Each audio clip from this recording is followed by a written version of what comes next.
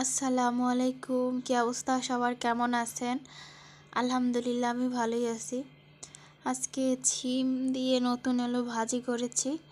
আমাদের গ্রামে আমরা বলি ছিম আলু পাতরা। যাই হোক, একদমই একদমই সিম্পল বলতে গেলে এই রান্নাটা যে কেউই পারবে কিন্তু। আর দেখতে সাধারণ হলেও খেতে কিন্তু অসাধারণ ছিল। আমার বাসায় যেদিন এই ছিম ভাজিটা করি, আমার ক্যামেরায় ভালো আসছে না, তো যাই হোক একটু সমস্যার কারণে।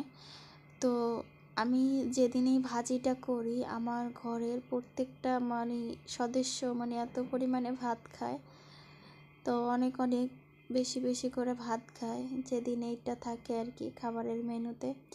তো যাই হোক, এখানে আমার হলুদ অলরেডি শেষ হয়ে গেছে, যতটুকু ছিল অতটুকু দিয়েই নিয়েছি।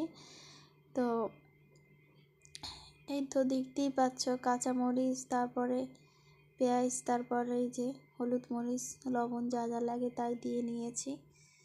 একদমই ভালো আসছে না ভিডিও, তো যাই হোক গাইস, একটু পানি দিয়ে তারপরে এই যে ছিমটা সুন্দরভাবে মশলার সাথে ভালোভাবে করে নেব, কষিয়ে।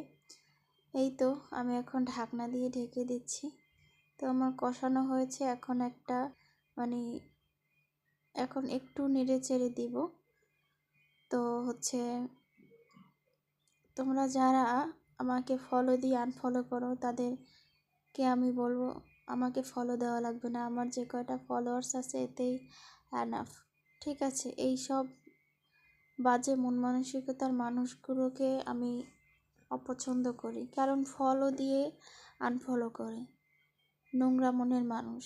যাই হোক, তো গাইস, এই যে ঝোলটা একদমই কিন্তু টেনে গিয়েছে।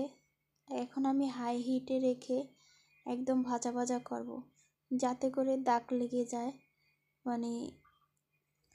তখন আর কি উঠায় ফেলবো।